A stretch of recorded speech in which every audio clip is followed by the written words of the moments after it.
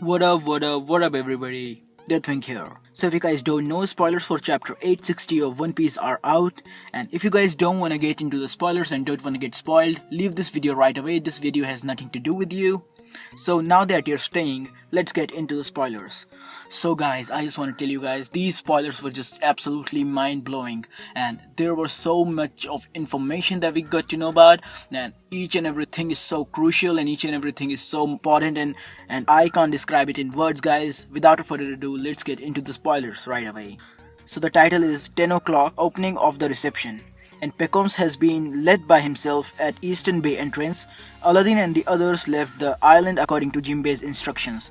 So one thing we get to know about is, after the meeting at Bede's hideout, everyone scatters and Jinbe goes towards where the Sun Pirates are, and then Pekomz is left by himself, and all of the member of Sun Pirates goes towards somewhere, and we don't know that where are they right now. And then we get to a Jinbe's flashback.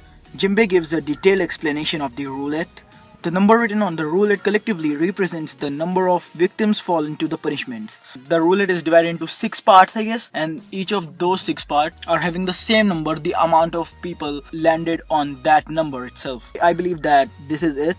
And then Jinbe, who wasn't going to suffer that ridiculous punishment, gave instructions for them to make a break for it from the island in the confusion of the incident at Tea Party. So what I take from it is, whenever Big Mom asks any Sun Pirate to spin the roulette, they should just say that I need a break, I am just in too much of tension because of the ceremony that's gonna happen here, so let me take a break and then I'll spin the roulette. So this is how I take it. And then the flashback ends, and then we get to a different scene. The Vinsmokes are walking through the castle, and the ceremony location appears to be a rooftop. So this is the least that we expected.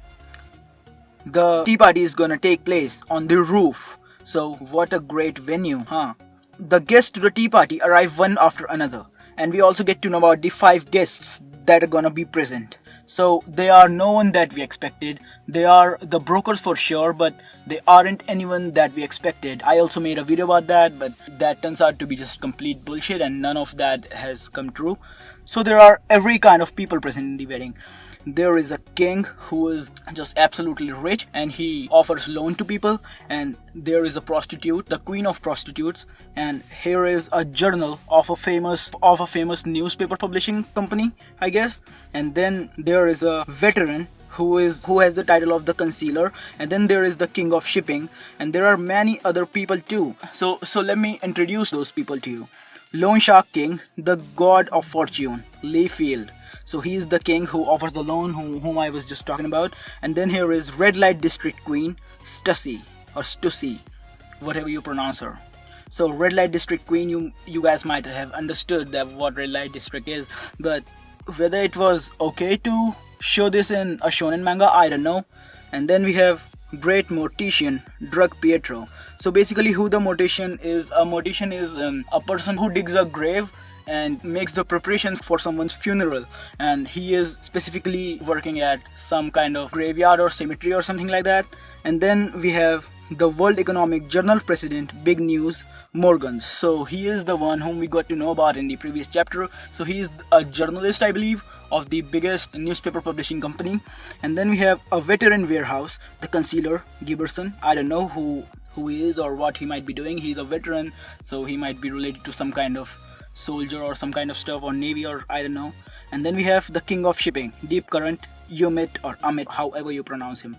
So he's the king of shipping. We all know that what shipping is: to deliver something, some important thing, or a courier from one place to another. This is what the shipping is. So we all know that what those people are about.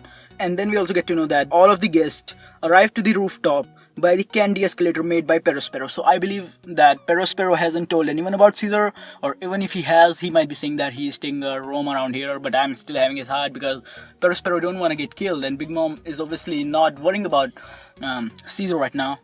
And I believe that Perospero is just letting it go, that let Caesar go, I ain't gonna tell Big Mom because she's gonna kill me. This is how I take it. In front of the place of tea ceremony, organ trader Jigra is making a fuss about getting inside. So we have organ trader. He trades body parts of people. Organ trader.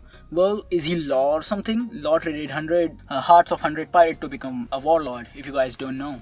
So we have organ trader Jigra, who is making a fuss about getting inside, and he is stubbornly refusing to get a body check by Beach. And this is because he wants to assassinate Big Mom, and he is having weapons inside of his clothing.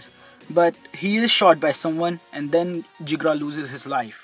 And there is a lone figure on the top of the gate, and that person is one of the 3 sweet commanders, the second son of Charlotte family, Charlotte Katakuri, whose bounty is 1.057 billion berry. And whoa, he has the highest bounty, he has the highest revealed bounty, and just by thinking about him is blowing up my mind. So when the spoilers initially came, it stated that Katakuri's bounty is 1.57 billion, and it was just heck of a lot of a bounty, and it was like more than 150% of what Jack's bounty is. But it turns out to be 1.057, but we aren't still sure. We just gotta wait for the chapter to come. There are mistranslations in the spoilers as well as in the chapter, so what else you can expect from the spoilers? It still might be 1.57 billion, but I believe it is 1.057. I don't know. Let's get to the next topic.